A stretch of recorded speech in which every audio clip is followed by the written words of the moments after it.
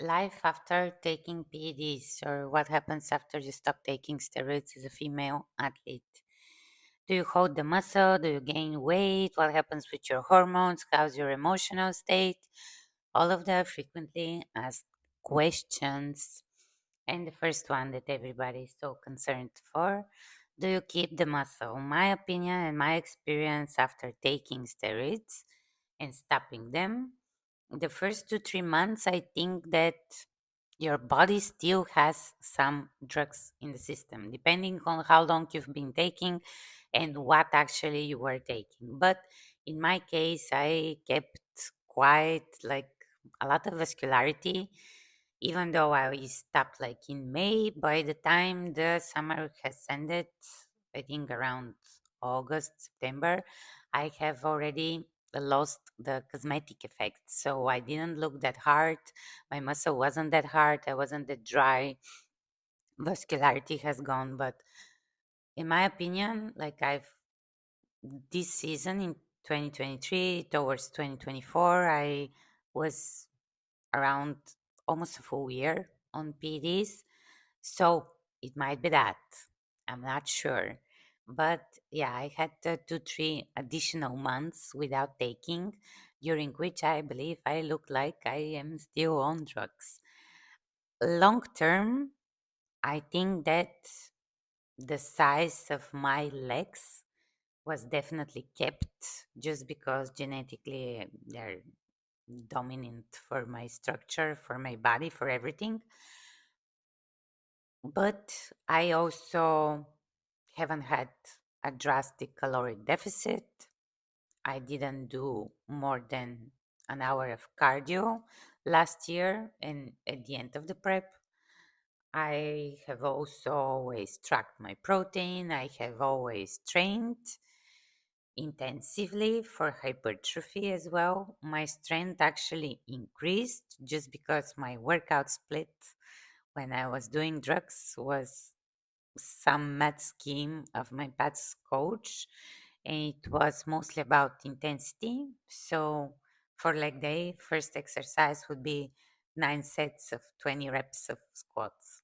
So you cannot have strength there, of course. You're building endurance, and he was thinking that we are doing something to the muscle fibers or whatever. I don't know. I don't want to comment on this. But yes, after stopping, after like doing it naturally last year, I think that I actually increased my strength. I've bettered my glutes as well.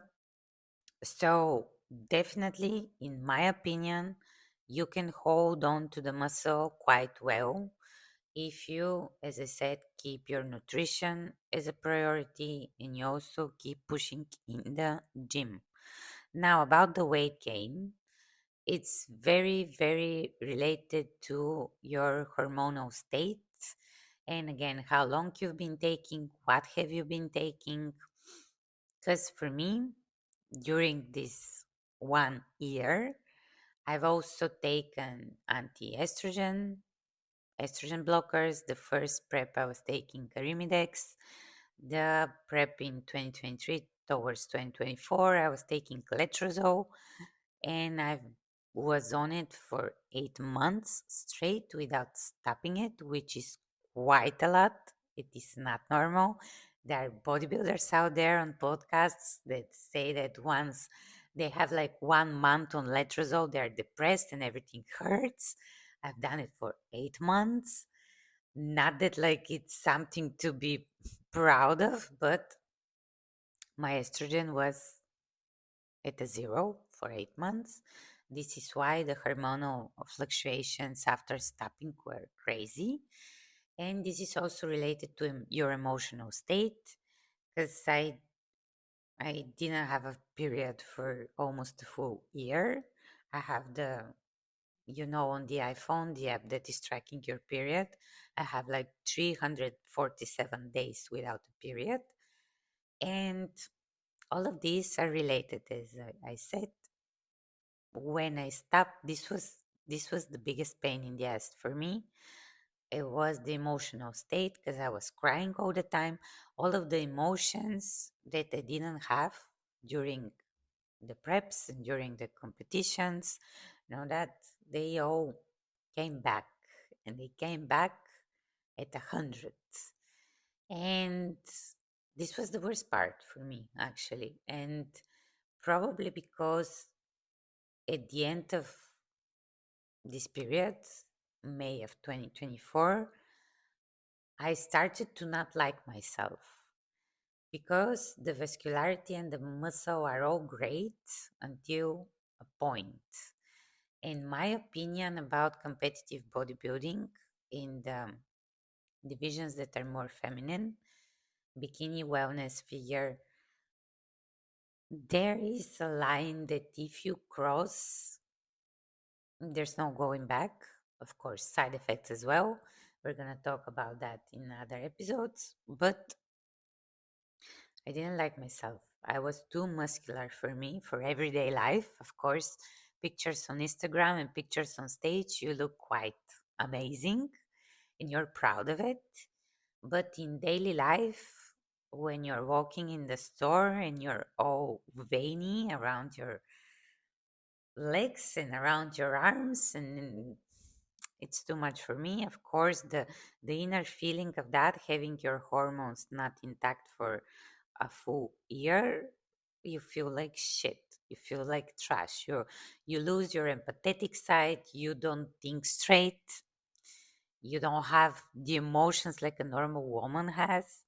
I don't know how long I didn't cry for. I hadn't had a cry for probably months, and this all came back as a tsunami during the summer of 2024. So yes, maybe this was the hardest part. Of course, I put on weight. I think May of 2024 I ended like 63 kilos when I went down from stage. And by the time I started with my next coach in October of 2024, I was 72, I believe. So 9 kilos in total. But the first 2 3 months, I was a lot more careful with my reverse diet, and I put on, I think, 3 kilos. And then I was like, fuck bodybuilding, what is this for? I don't want to do it anymore. Of course, now we know that I came back. But yes, the reverse stopped at the end of probably August. I'm not sure. But August, September, and October, I was eating like whatever I want.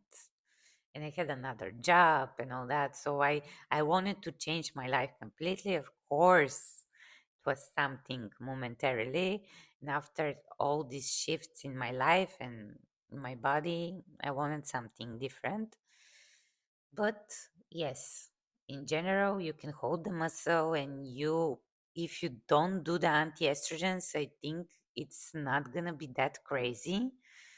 And if you actually accept your body in both states, on and off PEDs, you can do pretty well, especially if you don't overdo the period and you do like the recommended period of like 2 months or 2 3 months, 8 to 12 weeks.